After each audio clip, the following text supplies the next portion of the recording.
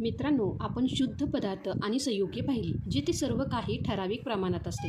पण निसर्गात अशा अनेक गोष्टी आहेत ज्याचे कोणतेही ठराविक प्रमाण नसते. जसे की आपण खातो ती भेळ किंवा आपण श्वास घेतो ती हवा, यालाच विज्ञानात म्हणतात मिश्रण. चला तर विद्यार्थी मित्रांनो, आज मिश्रणामधील घटकांना आपण वेगवेगळे करूया. तर विद्यार्थी मित्रांनो, मिश्रण म्हणजेच काय?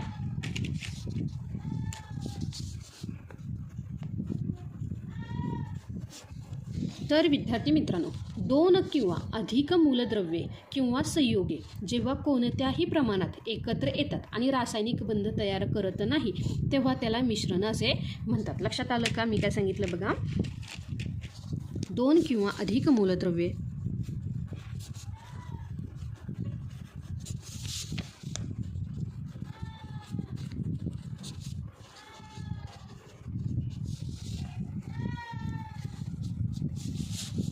किंवा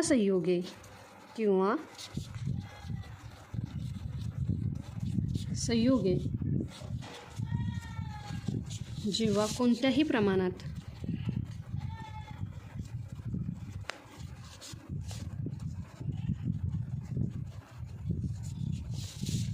एकत्र येतात,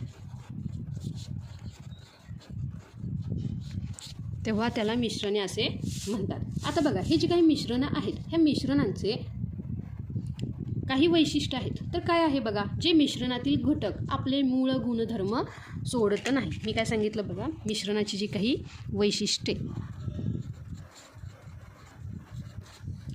काय आहेत ती वैशिष्ट्ये? तर विद्यार्थी मित्रांनो, मिश्रणातील घटक आपले मूळ गुणधर्म सोडत नाही. म्हणजे जे बघा, आपण सरबत केला तर सरबतामध्ये काय असते? लिंबू आणि साखर.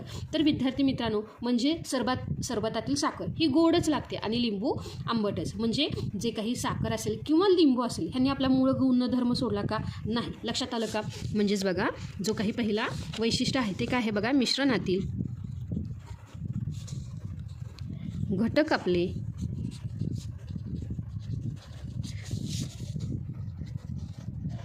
मूळ गुणधर्म सोडत नाही.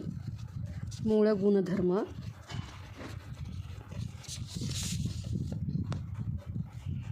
सोडत नाही. त्यानंतर जे काही दुसरा घटक पदार्थ कोणत्याही भौतिक पद्धतीने वेगळे करता येतात. लक्षात आलं का? जे काही मिश्रणातील बघा, दुसरं काय आहे बघा,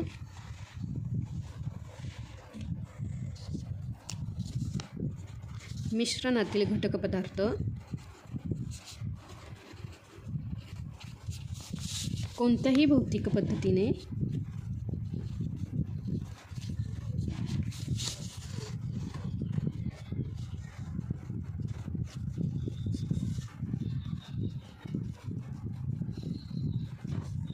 म्हणजेच कोणती पद्धत बघा, गाळणे, बाष्पीभवन,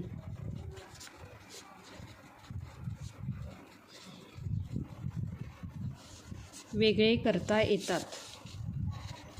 वेगळे करता येतात. लक्षात आलं का विद्यार्थी मित्रांनो? त्यानंतर बघा, जे काही मिश्रणाचे घटक एकत्र करताना कोणतीही रासायनिक अभिक्रिया होत नाही. लक्षात आलं का विद्यार्थी मित्रांनो? जे काही तिसरं वैशिष्ट्य आहे, काय आहे बघा, मिश्रणाचे घटक एकत्र करताना मिश्रणाचे घटक एकत्र करताना कोणतीही रासायनिक अभिक्रिया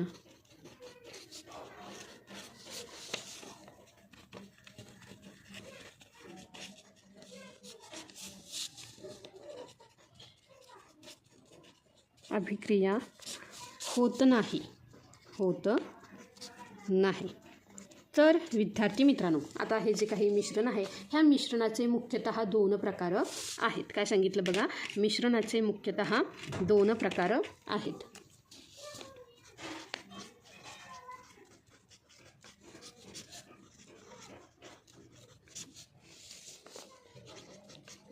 दोन प्रकार. पहिलं आहे ते होमोजिनियस मिक्सचर, म्हणजे ज्याला आपण एकजिन्सी मिश्रण असे म्हणतो. आणि दुसरं आहे बहुजिन्सी मिश्रण, ज्याला आपण हेट्रोजिनियस मिक्सचर असे म्हणतो. लक्षात आलं का? पहिलं काय सांगितलं बघा, एकजिन्सी मिश्रण.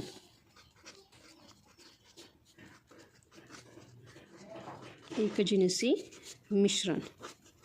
तर विद्यार्थी मित्रांनो, आता हे जे काही एकजिनसी मिश्रण आहे, हे मिश्रण कशाला म्हणायचं बघा, ज्या मिश्रणात घटक पदार्थ सर्वत्र सारख्या प्रमाणात मिसळलेले असतात आणि ते एकमेकांपासून वेगळे ओळखता येतं नाही, त्याला एकजिनसी मिश्रण म्हणतात. लक्षात आलं का? काय सांगितलं बघा, ज्या मिश्रणात घटक पदार्थ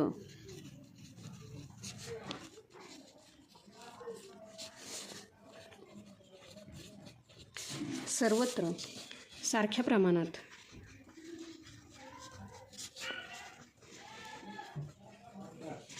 मिसळलेले असतात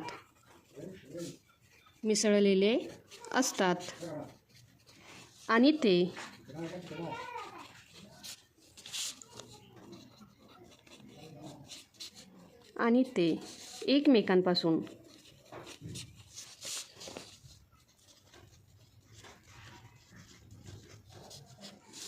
वेगळे ओळखता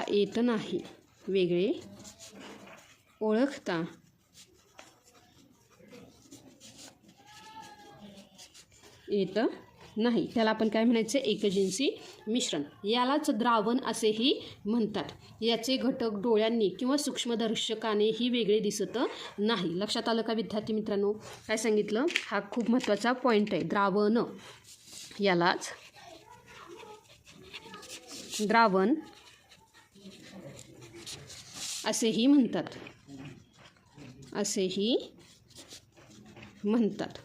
तर विद्यार्थी मित्रांनो, आता ह्याचे जे काही उदाहरण आहे, काय आहे बघा ह्याचं उदाहरण. तर विद्यार्थी मित्रांनो, ह्याचे जे काही उदाहरण आहे, हे आहे बघा,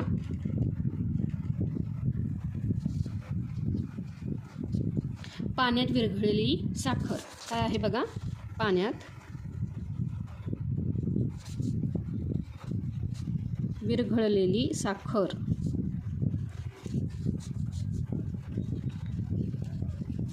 त्यानंतर हवा.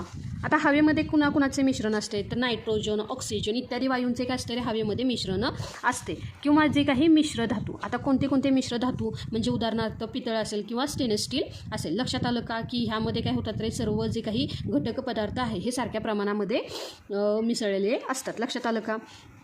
किंवा मिश्र धातू ही काय आहेत रे, एकजिनसी मिश्रणाचे ही उदाहरणे आहेत. लक्षात आलं का? ह्यालाच आपण काय म्हणायचे, होमोजिनियस मिक्सचर. त्यानंतर जे काही दुसरं आहे ते काय आहे बघा, दुसरं आहे बहुजिनसी मिश्रण.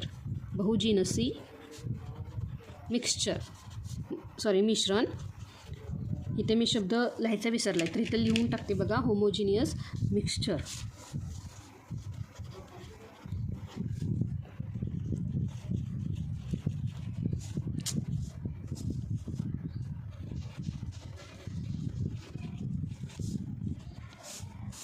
त्यानंतर बहुजिनसी मिश्रण म्हणजेच काय, हेटेरोजिनियस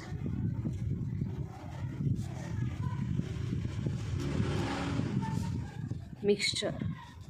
तर विद्यार्थी मित्रांनो, आता हेटेरोजिनियस मिक्सचर म्हणजेच काय, की ज्या मिश्रणात घटक पदार्थ सर्वत्र सारख्या प्रमाणात मिसळलेले नसतात आणि ते वेगवेगळे ओळखता येतात, ह्याला बहुजिनसी मिश्रण असे म्हणतात. लक्षात आलं का? काय म्हणायचे बघा, मी सांगितलं, ज्या मिश्रणात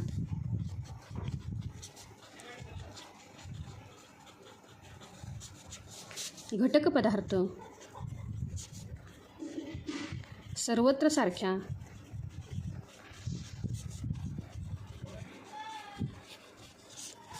प्रमाणात मिसळलेले नसतात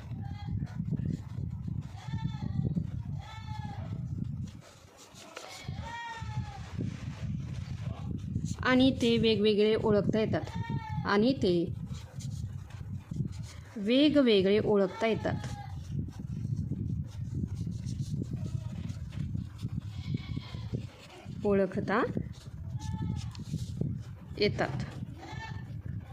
तर विद्यार्थी मित्रांनो, आता ह्याची उदाहरणं काय आहेत बघा रे. तर ह्याची उदाहरणं आपण जे नेहमी पाहतो, काय आहे बघा, वाळू आणि पाणी. काय आहे बघा, वाळू आणि पाणी. तेल आणि पाणी. आणि आपली सर्वांची लाडकी बहीण नाही, भेळ. नाहीतर तुम्ही लाडकी म्हणल्यानंतर लगेच बहिणीकडे जाता. तर ही काय आहे रे? हे बहुजिन्सी मिश्रण आहे, भेळ किंवा धूर, की ज्यामध्ये काय असते रे? हवा आणि कार्बनचे कण. लक्षात आलं का? हे बहुजिन्सी मिश्रण आहे. ह्यामध्ये जे काही घटक आहेत म्हणजे वाळू किंवा पाणी ह्याचे थर असेल किंवा कण हे काय होतात रे? स्पष्ट दिसतात. आता मिश्रणाचे काही उपप्रकार आहेत बघा. मिश्रणाचे जे काही उपप्रकार आहेत त्यामध्ये जे काही पहिलं आहे ते काय आहे बघा? द्रावण. काय आहे? द्रावण. किंवा उदाहरणार्थ मीठ आणि पाणी ह्याचं काय असतं रे? द्रावण. द्रावणला आपण सोल्युशन असे म्हणतो, जे एक जिन्सी मिश्रण आहे. ही तर मी सांगितले. द्रावण म्हणजेच काय विद्यार्थी मित्रांनो? सोल्युशन. त्यानंतर की निलंबन म्हणजे सस्पेन्शन. बहुजिन्सी जे काही मिश्रण आहे ह्यात तण कळाला बसतात. म्हणजे उदाहरणार्थ आपण काय घेतलं रे? जे काही चुनखडी असेल आणि पाणी ह्यांचं जर मिश्रण घेतलं तर त्यातले जे काही खडी आहेत म्हणजे चुनखडी ह्याचं मिश्रण काय होतं रे? खाली तळाला जाऊन बसतात. लक्षात आलं का? त्यानंतर जे काही तिसरं आहे कोलाईट, म्हणजे जे दिसायला एकजिन्सी वाटते पण ह्याचे सूक्ष्म स्तरावर काय असते रे? ते बहुजिन्सी असते. लक्षात आलं का? म्हणजे दूध असेल, रक्त असेल किंवा धुके हे मिश्रणं. लक्षात आलं का? आता हे जे काही मिश्रणं आहेत ह्या मिश्रणातील घटक वेगळे करण्याच्या काही पद्धती आहेत. काय सांगितलं बघा? मिश्रणातील घटक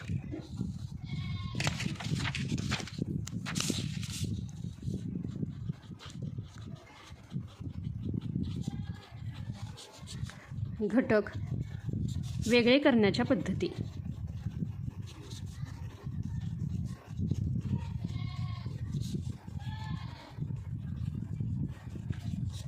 तर जी काही पहिली पद्धत आहे ती आहे बघा गाळणे. म्हणजे आपण काय करतो रे? चहा गाळतो किंवा गढूळ पाणी गाळतो. काय आहे रे? गाळणे. लक्षात आलं का? ही मिश्रणातील घटक वेगळे करण्याच्या पद्धती. गाळणीला आपण काय म्हणायचं आहे? फिल्ट्रेशन.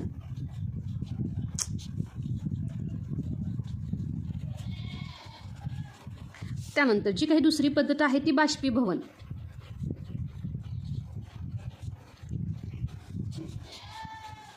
त्यालाच काय म्हणायचं आहे? इव्हॉपरेशन. म्हणजे समुद्राच्या पाण्यापासून काय करायचं रे? मीठ मिळवायचं आहे. त्यानंतर जी काही तिसरी पद्धत आहे ती काय आहे बघा? ऊर्ध्वपातन. ज्याला आपण काय म्हणायचं आहे? डिस्टिलेशन.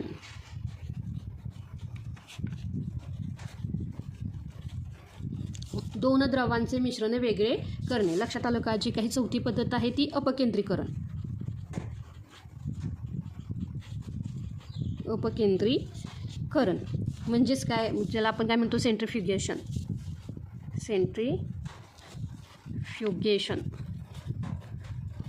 आणि ही जी काही अपकेंद्री पद्धत आहे ही दुधातून साय वेगळी करण्यासाठी वापरतात. लक्षात आलं का? त्यानंतर जी काही पाचवी पद्धत आहे ती आहे क्रोमॅटोग्राफी.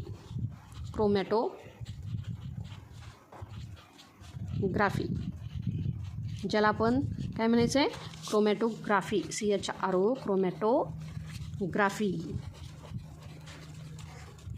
म्हणजे शाईमधील रंग वेगळे करणे. लक्षात आलं का विद्यार्थी मित्रांनो? म्हणजे मिश्रणातील घटक वेगळे करण्याच्या ह्या पद्धती आहेत. तर मित्रांनो आज आपण हे मिश्रणाचे जग जवळून पाहिले. शुद्धतेकडून मिश्रणाकडे जाणारा हा प्रवास तुम्हाला कसा वाटला? पुढच्या व्हिडिओमध्ये आपण पदार्थांच्या अवस्थांबद्दल बोलणार आहोत. विज्ञानाची ही मालिका पाहत राहण्यासाठी मराठी लेक्चरवालीला नक्की सबस्क्राईब करा. व्हिडिओ आवडला असेल तर व्हिडिओला लाईक करा आणि आपल्या मित्रांमध्ये शेअर करायला विसरू नका. भेटूया पुढच्या व्हिडिओमध्ये. तोपर्यंत धन्यवाद.